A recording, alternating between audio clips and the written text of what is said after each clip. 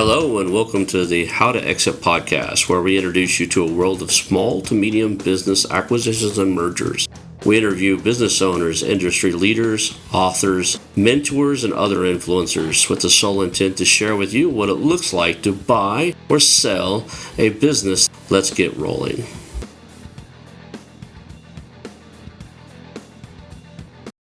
And now a moment for our sponsors. I want to highly recommend you get Acquisition Aficionado magazine.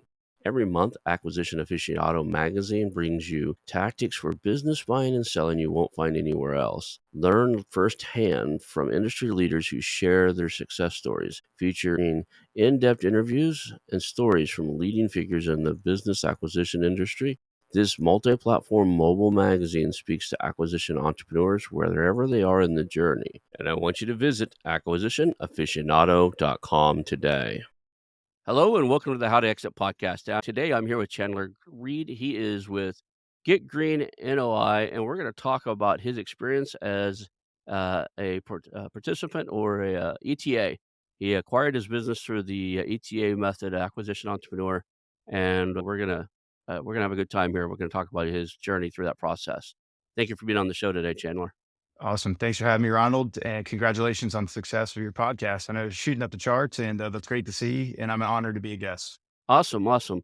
Some of they're different charts. They do different things. The charts I'm shooting up on are really cool because they're just about like the quality of the show and stuff, and not so much it's just you have to beat everybody else in downloads because a lot of the guys pay a lot of advertising and pay to get eyeballs on theirs, which we're trying to grow organically. One of these days I'll just cave and I'll dump money at it.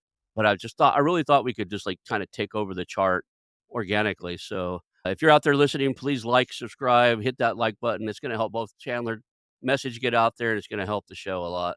So let's start off with your origin story. Kind of who are you? What's your background? And then we'll get into how did you stumble across this first deal that you've done? Yeah. So, like you mentioned, my name is Chandler Reed. I was born and raised in Tampa, Florida, still here today. It's where I bought my first business, is located here. I went to school for finance and real estate, which is what I kind of cut my teeth in. My first two jobs right out of school with a multifamily private equity investment firm and then a full service developer here in downtown Tampa. So full stack, just real estate, investment, financial modeling. That was kind of my thing. And then COVID hits. So this is so COVID hit. But Yeah. all of a sudden, I'm sitting here, I'm working from home. I start hopping on Twitter. I'm writing a lot about what I'm doing in my day job, kind of joining retweet real estate Twitter, as people refer it to. And I'm there for about a year working from home, kind of getting frustrated. Like, hey, I know I could probably be doing something more than this. So kind of the entrepreneurial inklings were coming to mind, but I had no idea what would end up happening, which I'll get into now. So a long story short, I'm scrolling through Twitter one day and Moses Kagan, who is a big real estate Twitter account, had retweeted a tweet from my now business partner, Sam Rosati, who Ronald, I know you know. Sam had a deal here in Tampa. It was pretty hairy. A lot of strategics passed over it. The deal landed in Sam's lap, but Sam didn't want to run the business as it was a turnaround. Two, Sam didn't know anything about multifamily real estate, which is what I had kind of the background and experience in, at least for a few years out of school. And then three, you had to be either willing to move to Tampa or already in Tampa. And I checked that box. So long story short, I DM'd him 3 months later, Sam, myself, and then I brought in my mentor at the time, who I'd still consider my mentor, but he's kind of a multifamily veteran. All three of us closed on the business together 3 months later. And so I found my first deal through Twitter, had no idea what ETA was, what SMB stood for, that people bought businesses of this size. And I slowly discovered that this is a very thriving and burgeoning community. It's interesting that a lot of people they there's so many routes to get to this, right?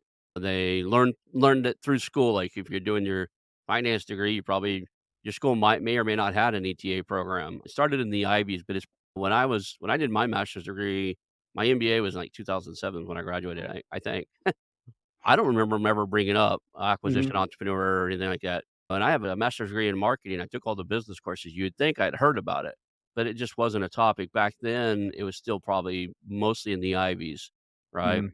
That said, um, I didn't know about it either until like one of the reasons I found out about it is I was in real estate also, single family houses, an investor. I owned a little real estate investment firm. We were doing we were probably one of the bigger ones in town.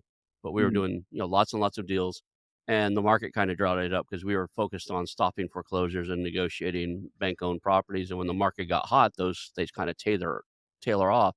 And I'm thinking, "Do I really wanna do real estate anymore? Am I burned out?" Or, there was a kind of a recurring theme on that, so I hired a performance coach to come in and kinda work with me to see if it was me or the business, and, one of the things he said is, "You should be playing a bigger game." So I started looking for a bigger game, and I was Googling around looking for that, stumbled across this, and I think, "Wait a second, I'm really good at running businesses, not as good starting them from scratch and, like, coming from scratch anymore," maybe because I just, like, getting older and don't have the energy, I don't know. But just the idea of stepping in and taking over and making something work as well as the previous owner or better was something that really appealed. So, but you came across that, like, you seen this and you're like, "Okay," what was your initial thought when you seen him tweet something that said, "Hey, if you live in the area and you got more," I think it said, "If you had more, time than you have money," or something like Yeah, that. more hustle than capital. Yeah, so Yeah, basically, I saw the tweet, yeah, and I don't know if it was divine intervention or what, but it almost felt like the tweet was made for me because yeah, the 3 qualifications that he was looking for, I checked all those boxes. yeah, And yeah, so it was you have to have a little bit more hustle than capital because there's gonna be a turnaround. We could talk about that too, but largely, long story short, it was a primarily seller finance deal, the end of the mhm. capital stack. Had to know multifamily real estate, which I did, or at least well enough to be comfortable doing something like this. And then I was already in Tampa and I had no plans on moving anytime soon. And the operator needed to be based here in Tampa. And yeah, so that's what I was like, hey, well, I don't know what's going to come out of this, but let me send him a DM. And yeah, the rest is history. So you sent him a DM, he responds, you guys probably jumped on a Zoom or a call. What was the first call like? Do you think it was still for you, or do you think that you blew the first call? Most people get on the first call with a seasoned investor, they think they blew the first call when they really Yeah. didn't. Well, So, yeah. Well, the first call actually went like pretty well, in my opinion. Funny enough, Sam and I both are from Tampa. We mhm, had no idea who each other were. He was familiar with the firm I was working for at the time, which was kind of, it's like a big high profile development here in Tampa. So he was mhm, like, oh, all right. If you're working for them, that must mean something. Multifamily real estate. All right. It's starting to add up here. And we both ended up being graduates from the same university, University of Florida. So we kind of hit it off pretty instantly, started throwing out names like, oh, I know that guy, I know that guy, I know that girl, know that girl. So it went pretty well. But Sam yep, obviously knew, I mean, he could gather that I didn't really know much about ETA in the process, but that's what, he contributed to the partnership. It's rinse, wash, repeat for him. He knows how to do these deals in his sleep. I was there to provide the hustle the boots on the and ground, then right? the boots on the ground. So Sam, he's been on the show before, and he actually Mhm. has a program where he helps people, like, do this. So he looks for these type of deals where, he can be a contributor to it and a partial owner on it, but not the general operator. Mhm. So did you end up going to his, like, I think he does these retreats, right? Like a 2 or 3 day events and stuff? Yes. Yeah, you're referring to the boot camps. Yep, No, so I didn't go to the boot camp, but obviously Sam teaches the boot camp, so he's got yep, that playbook embedded in his mind. Funny enough, like I'm now kind of working on him or with mhm, him on kind of scaling the boot camps. I went to the last probably 5 of them here in Tampa, Florida. Recognized that it's an absolute gold mine to the people that come through, saw the people that he's helped buy businesses. So I wasn't a direct participant in the boot camps, but I was a beneficiary of the kind of the playbook, if knowledge. you will. Mhm. So he didn't, I was just curious, I wondered if he made you do the boot camp before you guys before you closed the business, but you managed to get one closed, Yep. and, so that's good. Now talk about the business. It's a green business according to the name. You and I have talked about, but tell everybody what the business is, what it does, and kinda the status or the state of it when you got into it, 'cause I kinda know the story, but it would benefit everybody to know why he needed somebody that was willing to put in some hard hustle. Of course. Yep. So the business that we bought in its state back then was strictly basically a commercial lighting contractor with a focus like 99.9% in multifamily real estate, hence the need to know multifamily real estate. Basically, what this company did was go to large apartment complexes, think, the 40 plus building garden style communities with 600 plus units all the way to some high rises. But basically what they would do is they would go and retrofit all the existing lights that back then, at least when this company was founded in 2014, were non-LED. This was kind of back when LED lights were a little bit nascent. Now, you can get them everywhere, but This company would go into apartment buildings, replace all the lights. The owners would realize a massive energy savings. As using one of my favorite clients' terms, what our biggest value add was they only had one neck to choke if the project went wrong. So we were completely turnkey. We sourced all the materials, did all the install. There's government rebates, municipality and utility rebates for doing these kind of green energy projects. So we'd secure that on behalf of our clients. So it was just really a one-stop shop to get kind of your lights efficient. And obviously now, LEDs are everywhere. So, but we saw that the business itself had some opportunities to improve. So, kind of the turnaround story of it all. So, it was a massive turnaround story. And I know the running joke in this business or in this space is you try to not buy yourself a job. And I bought myself 10 jobs. At the time, the company was doing 900K in revenue, like trailing 12 months. Mhm. They had some shared services between the seller's new company, which was a smart home installation business that had a recurring revenue piece to it. So that's kind of why the seller was selling it. He had this other faster horse. So he kind of gutted his time, attention, resources, in a lot of instances, some employees and shared services away from the lighting business that we bought to the smart home business. And so what was left was a business that served the big need, like there's going to be lights in apartment buildings forever. And he just found a faster horse. So at the time, the business, when we bought it, it was doing 900K in trailing 12 revenue.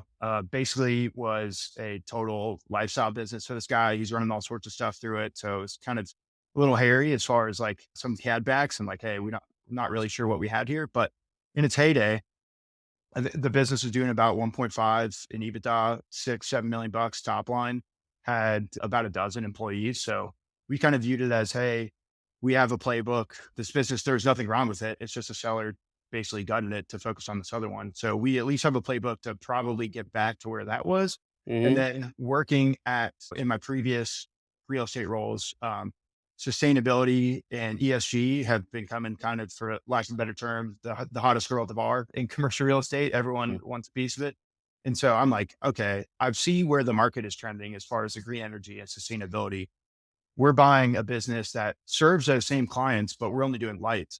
Let's get this, bring it back to its former glory, and then reposition it to sell some of the kind of in the same bucket types of products to these same clients because we already have the relationship with the clients. They're buying it from someone. Why not us?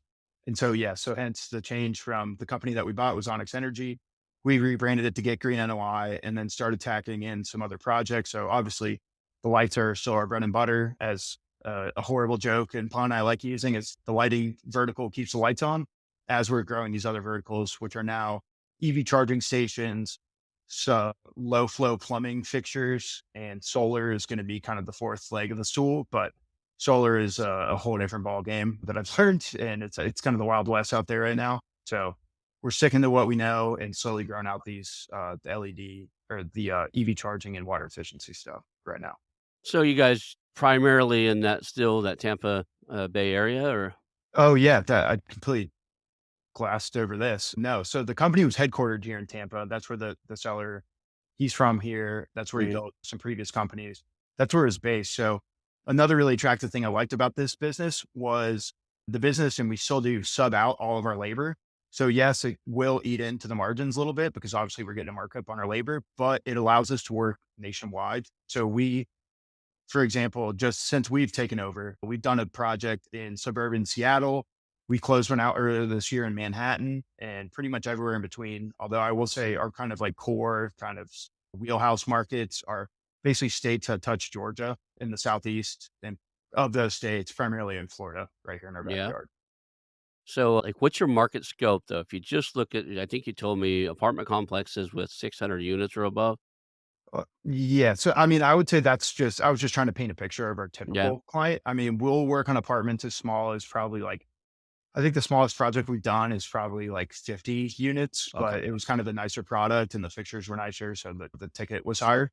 But I think the biggest one we worked on was almost 1,000 units just in one single apartment community. We've done portfolios for people before, but yes, primarily in the multifamily sector. We've done some onesie twosie, one offs for industrial buildings. We looked at a couple of hotels, but we bought the business and that was servicing multifamily. Our background, me and my business partners were all multifamily. So we're just trying to play Okay. in what we know. What's the market? like, for that? Like, if you just look at areas that you currently service, how many, apartment complexes are available out there? I mean, is this, thousands or Oh, yeah, I would say a couple 100,000, at least on the institutional scale, and that's the thing too, it's more being built. Granted, they do have the newer kind of energy efficiency fixtures off the get-go now, but in about the useful life of those is of those lights are probably, like, 6, 7 years, depending on what the type of product you're using. So now, we're even getting to the point now in the maturity of this business where we're going in and replacing already LED lights. So, yeah, your ROI pop isn't gonna be as much, but your community is going to look a lot nicer. And in a lot of cases, that's going to allow you to raise rent or have residents not bug you about it. So it's just a good kind of value add, continuing deferred maintenance piece. so what was the process that you guys went through when you did like, you're brand new to ETA, so you don't know LOIs, you don't know that, so Sam walk you through most of that, but talk about the first couple calls you had with the seller, and then how did Sam convince the seller you'd be the general manager or be running it because 'cause you've never done it before? Yeah. So luckily, between myself and then my mentor that I alluded to earlier, my mentor knew him and kind of lived down the road from him in Tampa. So kind of same thing. So I think what sold Dave, our seller, on it Mhm. was if I just came to him myself, he'd be kind of like, "What are you talking about? No way." But the fact that I had Sam who knew how to run transactions, knew how to operate small businesses, and my other partner, Bert, who knew the multifamily space really well.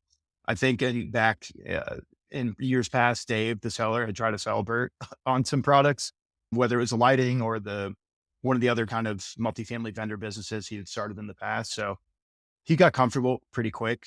And he saw, I guess I left the lasting impression on him too, that I was going to be able to take on those 10 jobs and kind of right the ship. And most importantly, make sure that he got paid because the biggest kind of crux of the deal was if we would have brought it to an SBA lender, as we were talking offline before this, they would say, thanks, but no thanks. This deal is unfinanceable. So we ended up structuring the deal kind of a 25% of it was a cash down, and then 75% of it was an earnout. So he had to get sold on me because, you know, if we didn't do well, he wasn't going to get paid back or Yeah. exactly. For the 25% down, you don't have to call out names, you can say investors or you was it you or a combination of you and the investors or Correct. It was a combination of me and the investors, and then I got some sweat equity as mhm, well. So I put in, so it made sure that we were all had skin in the game and aligned financially. mhm, But then I was getting the upside for taking on the 10 jobs. okay. And then what kinda like, what did the first couple weeks look like? You show up, does it have employees you gotta win over or, like, you close this thing trying to think. Well, before you close, how did you untangle the financials? Do you know you had a good deal? Did you, like, have a due diligence team look at that and give you analysis or Yeah, so we did not, as we were talking off offline too, we did not get a quality of earnings on it. It was a little bit given the kind of terms of the deal and the basis of the deal. It was more of like, hey, I think we have something here. Let's not even worry about it. The demand is there, and let's just try to go run it. But it was primarily so the deal was brokered. So we had the SIM. Um, the seller was using a broker for it, so we got the most recent financials. We were looking at it. We saw the projects in the pipeline, and so we kind of came to a conclusion that hey, this deal's got some legs. And then Sam, obviously, with his plethora of knowledge in the industry, and he's a CPA too, so he can crunch kind of numbers and knows how to underwrite a deal. So I knew how to underwrite real estate, but not small businesses. But some of the kind of properties transitioned over. yeah, we were talking about this quality earnings report before the show and how people are avoiding them for deals. Now, if a deal like yours where you probably had structure in it to where to minimize your risk is one thing. We were talking, you brought up the subject that we don't think that people using SBA loans should be buying companies without some type of formal quality of earnings or due diligence on the financials. There is I don't want to say misnomer or a myth out there that because you're using SBA and a bank, that they're going to vet those financials. And if they approve it, it's okay. Mhm. And that's a very dangerous myth in the fact. And the reason I tell you once we got on the air why they don't care necessarily that it's a good run business because it's a person they do and they don't. They do to the effect that they need to make sure it has the money to pay the bills, but if it doesn't, if you've got enough personal assets, they're gonna have you personally guarantee that loan, And if you have other assets in real estate and anything else in the world, they're gonna have you pledge that as collateral. So Yep. often, a lot of people get into these deals and they have other businesses or they have real estate and they pledge all this other stuff and they think that the bank would never approve it if it wasn't a good deal. When that's not true. They just had enough collateral that the bank said, "Well, if this guy can't straighten this out, we'll take all this stuff." Mm, So that's the exactly. reason that you have to be really cautious about it. Now, if you go in there and you don't have a bunch of assets and you manage to pull one off, what are they gonna take? So maybe they'll Mhm. be a little more stringent on it. Maybe they'll take a deeper look at it. But understanding the financials and understanding you've got there's something there, as you put it, clearly is critical in any situation, right? Usually what you see a little bit of, there's a lot more of. So when you Yeah. said the financials are hairy, you get in there, you start running this. Was it as good or as bad as you thought it would be or worse? It was I think it was a little bit better than we thought it was gonna be. I'm talking things like, I was running all sorts of personal expenses through it, and then we kinda got a firm picture of like, "Okay, this thing's gonna spit off this amount of money. We're not gonna be running the same types of personal expenses through it, and also, we're also gonna be actively growing sales on the sales side." And they had previously just been doing all inbound. And getting back to that employee question, there was literally and call this ultimate key man risk. So the business in the state only had one employee at the time, and he was Mhm. a project manager. He was running everything. Request comes in, he goes on site, does a bid, they sends a bid out, gets accepted, doesn't get accepted. He wasn't doing any sort of follow up or salesy or anything like that. So it was truly like almost like a passive business for this guy. So with all these factors in mind, and also going back to your question on selling him. So before we closed on the deal, we all went out to lunch together, me, Bert, and Sam, Dave, the seller, and then Richard, the one employee there. And I was doing a sales pitch for him because maybe he didn't want to work. He liked the way everything was kind of comfortable and kind of passive in the end. And we, had plans to grow this business. So we had to make sure that he was okay with the vision. And we assured him that, hey, you're going to be a cornerstone of this business and we're going to build this thing around you on the operation side. Then we need you along for the ride. Another thing we did too was the seller also had a bonus incentive, a stay bonus for him. So we made sure that was in kind of all of our agreements. And we also gave him a little bit of a pay bump and instituted a bonus structure as well for him. So the better that we did, the better that more money he made. So it ended up being a pretty, despite all the hairiness of it, it ended up being a pretty good win-win for all parties involved. Did he stay? Yes, still Okay. here today. And we can get into that too. But yeah, so he's still here today. We did have to let some people go that we had hired because, as I'm sure a lot of small businesses were the victims of, the kind of interest rate spikes in 2022, and now the kind of higher for longer interest rate season that we're in right now. It negatively impacted our business big time. But like I said, when I told them at the first launch, like, "Hey, you're going to be a cornerstone of this business going forward." And if we're absolute worst case, we already know this thing can survive in kind of default only Richard mode because he's been doing it for about a year and a half at that point. So worst push comes to shove, it'd be my salary first and then Richard. So you mentioned that, that he was going out doing bids and sending them off and either got approved or not approved, and there was no real follow-up. Did you Mhm. you guys take a deep dive in, say, the last 12 or 18 months worth of those bids or those proposals and revisit them and, like, follow up with those? Yeah, so a lot of them, and truth be told, a lot of them were stale or they were dead. They had already used another vendor. But I used that every single outstanding bid that we had. I was like, all right, if we win this, great. It's basically gravy. We didn't have to do any work for this. The seller had already paid for all the kind of costs to get out there, all that stuff. Mm. But I used it as a good launching point as to start developing relationships with all these clients. Because then the kind of, especially within multifamily is commercial real estate, but it's kind of a different beast at the same time. It's a little bit funkier. The people that work in it are a little funkier, but I love all of them. They're great people. And they all So know each other. Like, there's it, a lot of people don't get that. Like, for real estate investors, we have RIAs, real estate investment yep, associations, and we all meet. The apartment owners have their own apartment owners association, and they all meet and we hang out. And at least once or twice a month, we'll go learn something together, go out to dinner afterwards. I yep. was in the real estate world for a long time, on the residential side, and I ended up owning the RIA for a while. They're a local real estate investors association in our town. But the thing is there's a community around that. So Mhm. that's the reason I was asking, one of the ways you could definitely build rapport in that space is just reaching out to everybody and go, "Hey, I'm the new owner. How's it going?"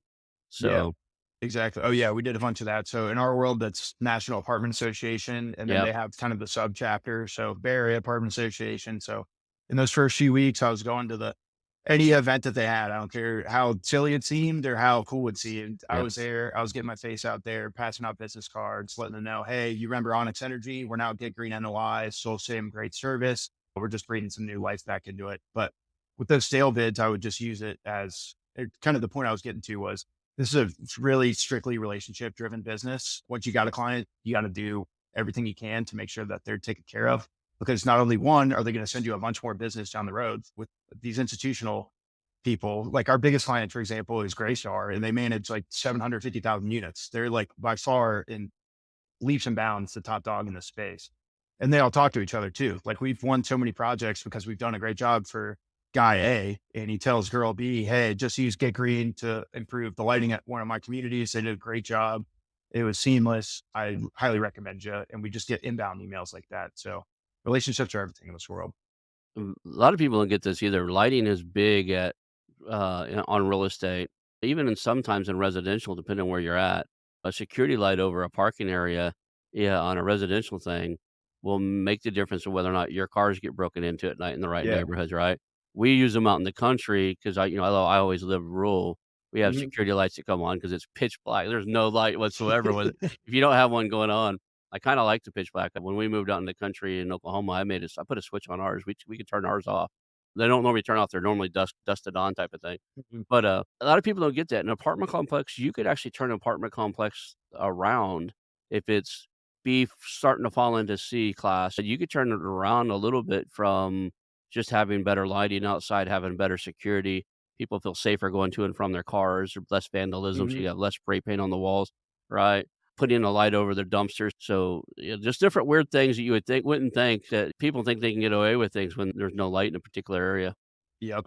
100%. So yeah, So, that's a big, typically uh, we're going in and replacing lights, but yeah, we've done a bunch where we're coming in and adding it. yeah. So that's their same investor, same thesis. So I like that. I like the business, so I like the idea, but I'm a big fan of putting something in every business, like, how can I make some recurring revenue off of it, right? Yeah. Like, so do you guys have a maintenance contract or something you guys can add to it, even if it's a 10 or 20% bump? Yeah. So that is something that it's been almost been the bane of my existence since we acquired it. I'm trying to figure it out. So candidly, I think if we had our own in-house labor, we could do something like that, especially here locally. But if it's kind of hard for us to guarantee that we're going to maintain your lights if we just did a retrofit out in Washington, Seattle, or here in Tampa. Right, There's something if we can get our subs on board and we can get like, hey, a predetermined price of like, hey, every time a light goes out here, you promise us it's only going to be 15 bucks an hour for one of your guys to go out there and fix it. That's something that is certainly on our horizon for us. Another thing that we've explored too, it's not like a truly like in perpetuity recurring revenue, but especially on some of the higher ROI projects where there's no LED lights existing, doing sort of like a shared savings program. But again, then we'd have to front some of that project on our balance sheet, the upfront cost, which we're just kind of too small to do for right now. I get it because I kinda got burned out on the whole thing. I ended up owner financing off all my properties because I didn't wanna Mhm. deal with a lot of it. Yeah. But in order to maintain just a few dozen properties, we usually would a minimum of 3. So Yep. if we needed a handyman, we would go out and find 3 different handyman services, not even 3 free handymen. 'Cause some people had 2 or 3 people working for them.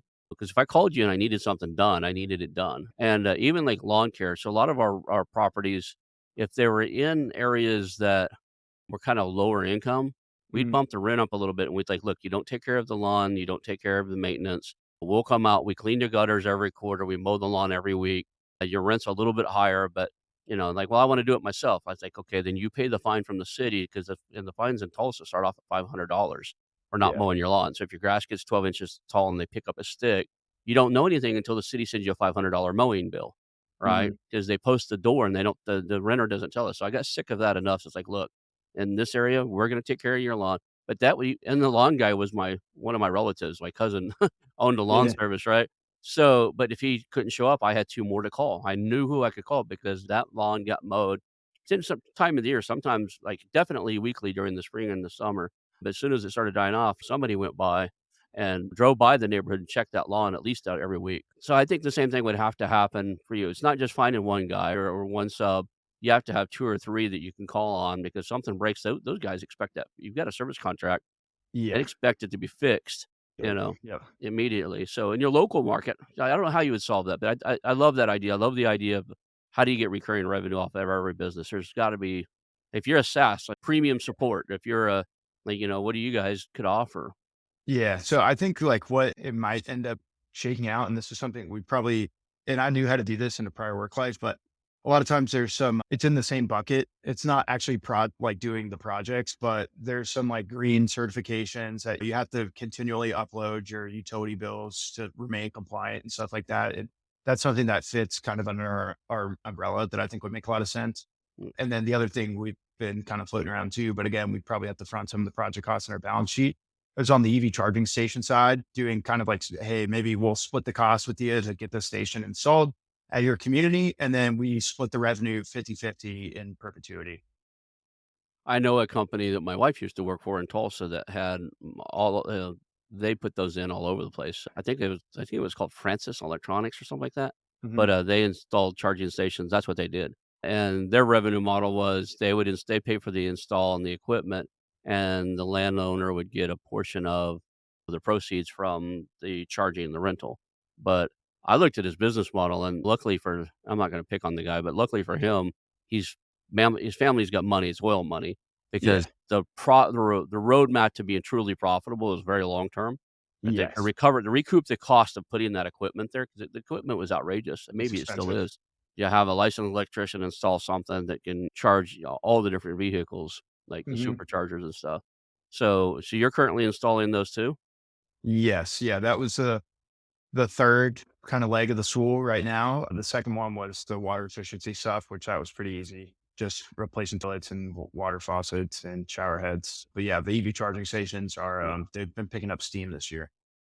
So there's a company here in California that I'm not supposed to know is for sale, but I know because I know one of their employees. I won't call out their name, but they do power management. So they basically swap out your power meter, Mhm. and then the power meter goes through software that they can see, and they can give you, let's say, like reports and stuff, and the power company can drive by and do the bill, meter reading and stuff like that automatically Exactly. because it's the wireless meters. But Mhm. this is a third party company. They do it for everything from like military installations and all that other stuff to where maybe the entire apartment complex gets one bill, but you Yeah. might be able to meter each individual building with S these remote meters and say, "Hey, you got a problem in this building." I'll give Mhm. you a good example of why a business owner wants something like that. We were living in an apartment here in California, and landlord came by one day and he's like, "Hey, can I come into your?" Knocking on all the doors, and he knocked on our door and said, "Hey, can I come in into your apartment?" I was like, "Oh, sure. I don't know why." And he says, "I think we've got a plumbing leak. Our water bill for the apartment complex is through the roof right now." And I was like, "I can tell you why." And he's like, "Why?" I said, it's like, "You don't go knock on the door upstairs. See the aluminum foil all over the windows?" I said, "Yeah, you do free water here basically, and they're growing in there. I can Yeah. smell it on a hot summer day. I just don't wanna be a rat and call the cops with, this is before it was legal here." And I Uh-huh. was like, "They're growing in there, and they're using your free water, and they've got a hydroponic system in there." Same thing with electric, they had grow lights, right? Now they're paying their own electric bill because Yep. we were individually metered on that one, but Mhm. if you're in a big place where it's like it depends on the unit. Most units I think are still if they do the combined water bill, they still pay your individual Yeah. electric. But, that would be something you could do too is like, what other services are there? What else can I monitor that would be you could alert there's all kinds of sensors and wireless things these days. What could you do to alert somebody they have a leak, right?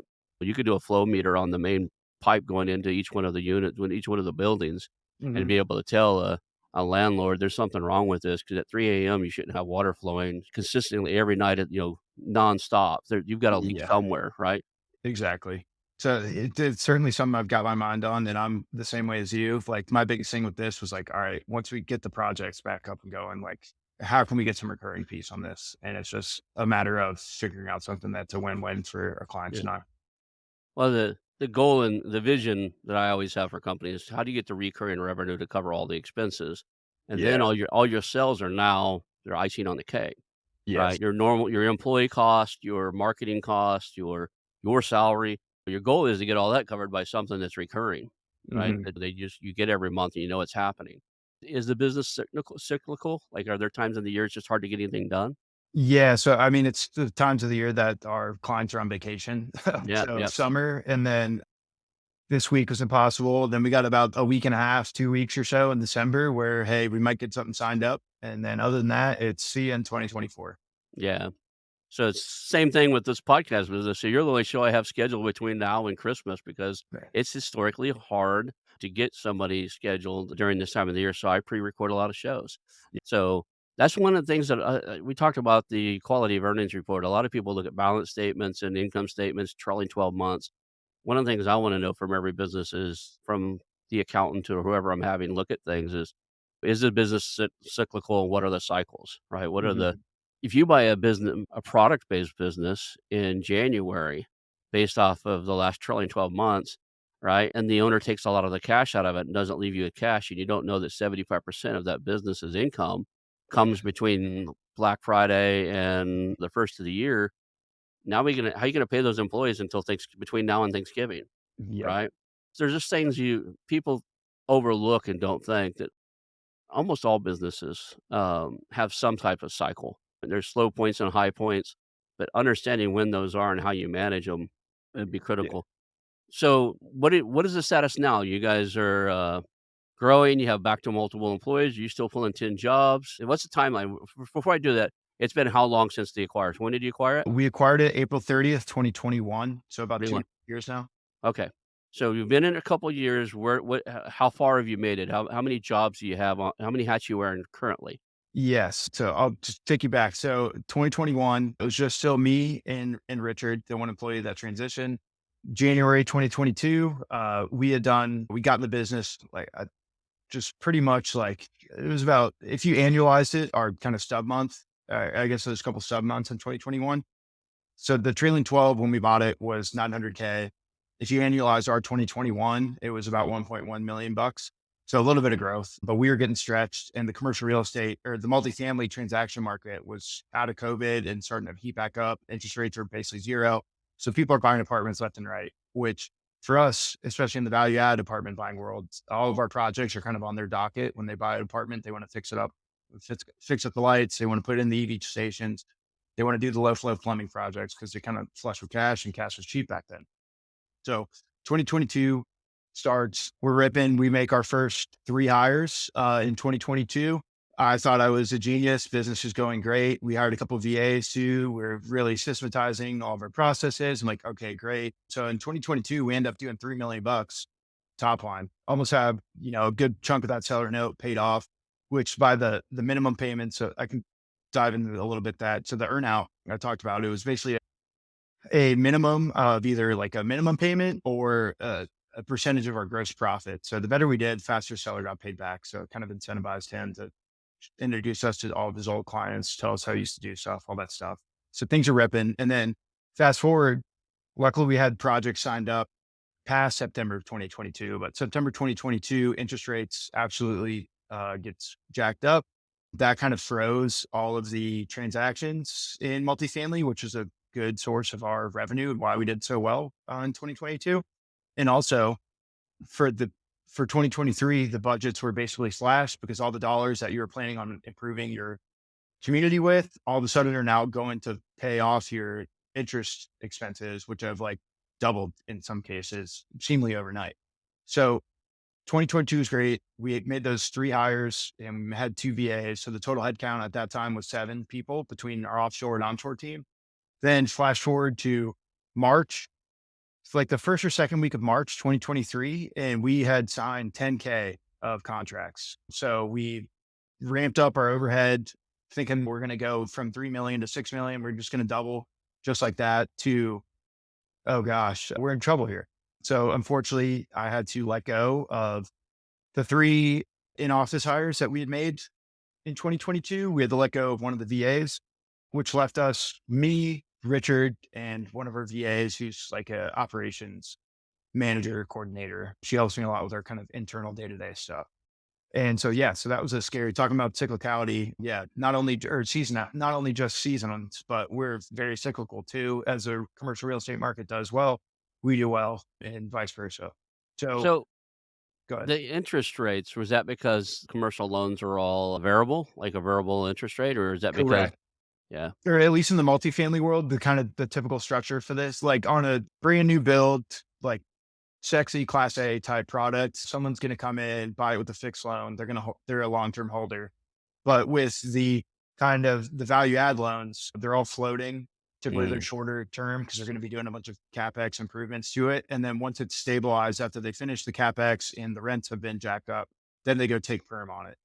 So all of our So they got projects are hit based on instantly and hard. yeah, Yeah. very hard. So it turned off basically overnight. So to paint a picture, one of our biggest clients, I won't name them, but they had bought they bought 40 apartments in 2022, and from September 2022 to where we stand today, they one was a six community portfolio. They basically bought in 8 apartments, going from 40 last year to now basically 8. So a big drop off. So that impacted us very heavily because it basically shut off a good amount, like 50% or about a third of our revenue overnight. And then also being, to your point, project based, if we don't have projects getting closed, we're not eating. So we basically had to get to a default alive mode, basically almost to the first iteration of the company that we bought it and button down and get ready for battle. But maybe it was the business god. Obviously, those are the first 3 or 4, including the one VA, 4 people I've ever hired, and having them let them go less than a year later was certainly a roller coaster. I was drinking from a fire hose there, but I think whatever you want to call it, the business gods were listening to me and rewarding me for my sacrifice. But come April of 2023, after doing 10K basically in that first quarter, April we signed up 800K worth of projects. I think everyone had kind of realized like, all right, rates are here to stay higher for longer. We want to make these improvements. We know what our interest expenses are going to be now. Let's just get back to it is, and everything's just going to be more expensive. I thought it was gonna be shock factor, right? The shock factor Yeah, is, "Oh my god, what are we gonna do?" And now you got a little extra it kinda helps you in some sense because now they need to save money. They gotta make up either through rent increases or through other methods, cutting their electric bills and other methods. They kinda gotta make up for the fact that there more money is going out than it used to go out, so exactly. Yeah. So once they kind of understood, like everyone was just playing their money super close to their chest. And so once they kind of realized, like, okay, this is the business environment that we're operating in. All right, let's start going to spend money again. So coincidentally, that just happened to be April for us, which was good. It helped us kind of steer the ship back. But kind of the summer has, April is a big bump. Like I said, summer is slow for us because people are out of the office. And then in September, things started picking back up again. October was another gangbusters month. November, December on track to be pretty solid as well. But kind of as we sit today, we have 1.7 million bucks of contracts signed, which a lot of which are still ongoing right now. And in between that time frame, we're able to pay off our seller note, which is good too. So now we're officially debt free. So we've had some kind of the highest of highs and the lowest of lows in 2023, but we're still here kicking.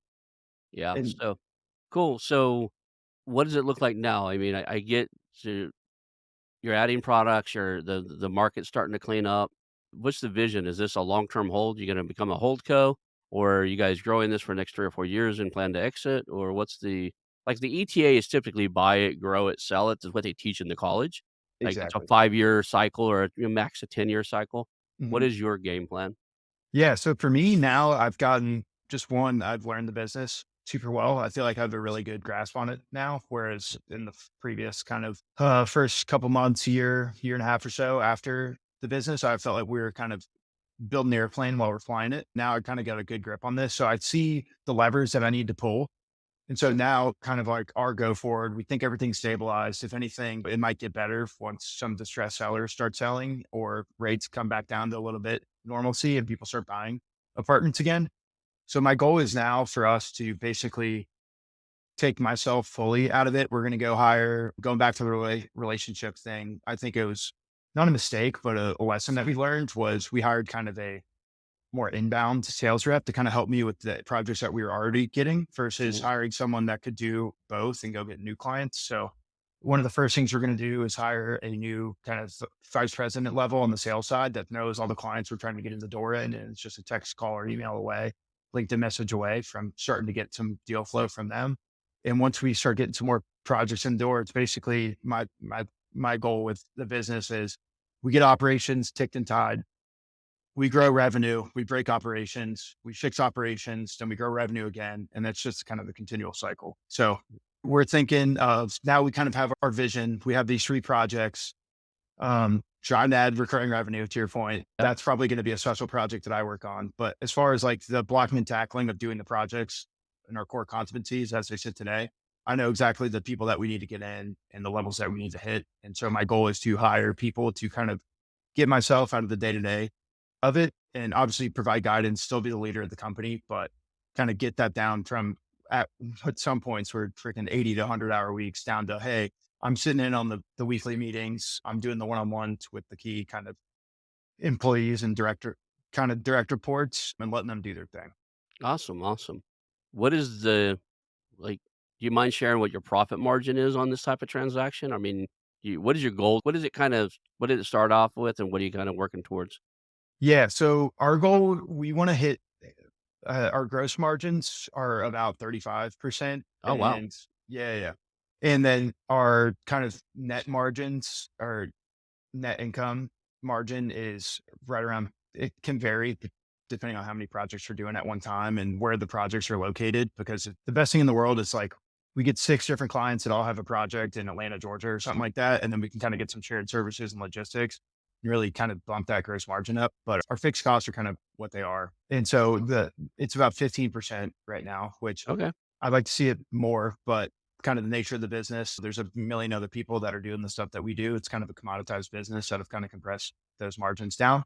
But in my mind, my goal is to kind of get it back to where it was doing 6, 7 million bucks a year in revenue and around kind of like $1 million, I think is my target in EBITDA. And then whether if I'm only working 5 hours a week in it and it's doing $1 million and I'm just getting that checked every quarter, I'm completely fine with that. If someone comes to me and says, "Hey, here's our offer," and it's something that I like, hey, let's flip out of it. But I don't think we're going to be pursuing any acquisitions or trying to grow anything super crazy because I've learned in the past, like I said, I was kind of unfamiliar with DTA and I kind of bought the the hairiest type of business you can buy and kind of the business the worst type, not to use worst because still make money, but the hardest type of business model you can buy, project-based construction. So I'm going to take all my lessons and knowledge from that and probably eventually go and apply it to a business that's a lot easier. You bought project-based construction that without recurring revenue and in a very competitive market where you don't have a competitive edge, you don't have a moat, right? Yep. There's nothing that's the one thing I would say. If you could do 2 things, find out a way to carve out a section of the market that's for you. Like, if Mhm. there's a moat, you do something so much better than anybody else that you're known for X. That's tough. That's, like, kind of what I look for inside of any business I look for is maybe it's intellectual property. Most of the time, it's just they've carved off a piece of market that they're better at than just anybody else. They made a name for themselves or something. Otherwise, you're always gonna be a commodity, right? You're gonna be everything goes to the lowest bidder. Exactly. Yep. So I think in my mind at least, I've taken on one of the toughest ETA routes that you can go down, being it one a turnaround and then two the construction project based business. So I've cut my teeth doing that, and then Mhm. I'll probably look to for something that's a little bit easier, a good like equation or a good metric. I know you're talking about your KPIs across your various businesses. One I've been trying to focus on now is I'm kind of looking down the road and seeing like, all right, what's kind of next for me is my return on headache. Yeah, you can make a ton of money, but if you can't sleep at night, you're getting migraines, you're losing. I will venture to suggest you shouldn't use the word easier. I don't think that there's no such thing as get rich quick. There's no such thing as an easy business. It's There's a fair different point. ones.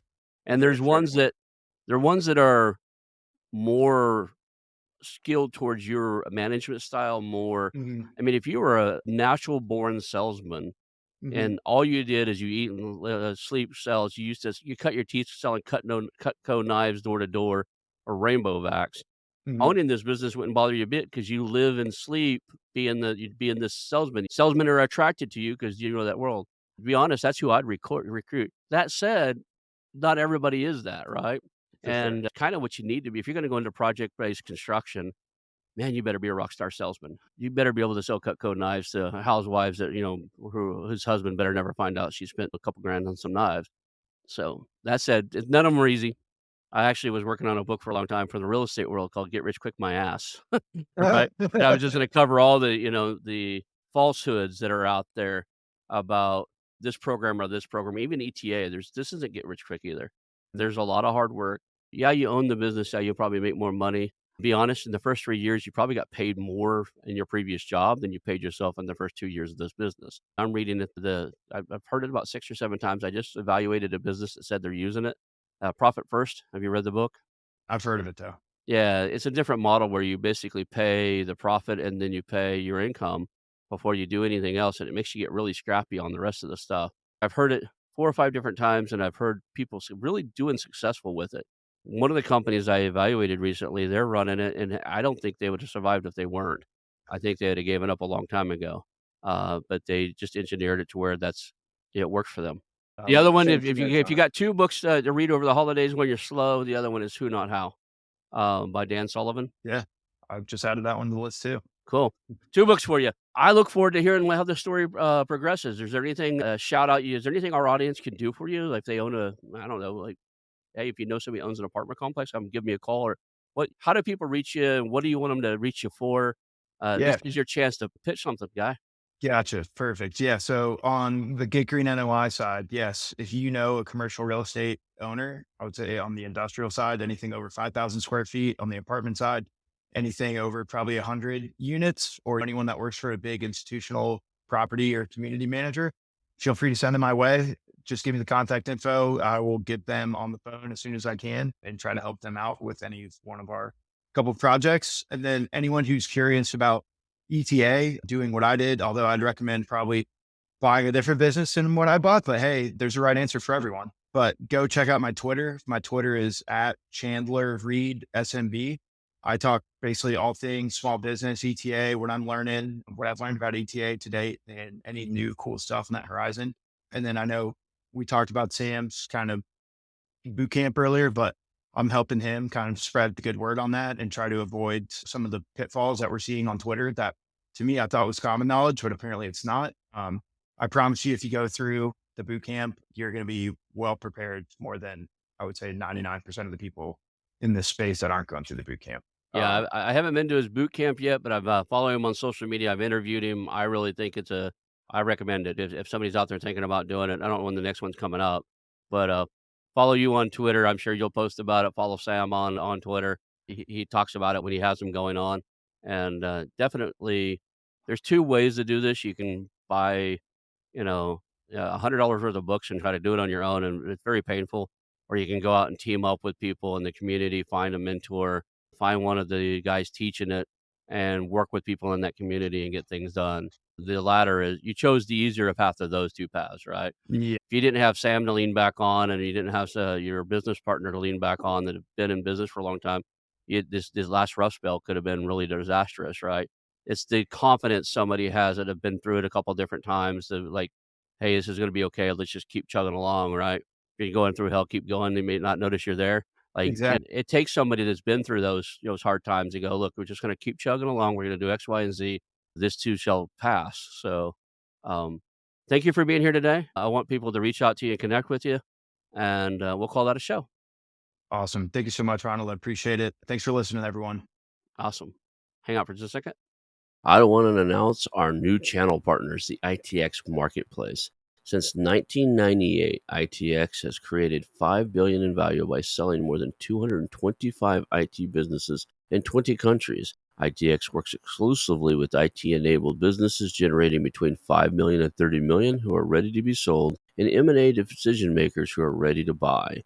For over 25 years, ITX has developed industry knowledge that helps determine whether a seller is a good fit for their buyers before making the match. ITX Mergers and Acquisition Marketplace we have partnered with has a proprietary database of 50,000 plus global buyers seeking IT service firms, managed service providers, Microsoft service providers, software as a service platforms, and channel partners with Microsoft, Oracle, ServiceNow, and the Salesforce space. If you have an IT-enabled business you're ready to sell, I want you to visit the itexchangenet.com/marketplace. How to exit. That link will be in the show notes. Visit them now.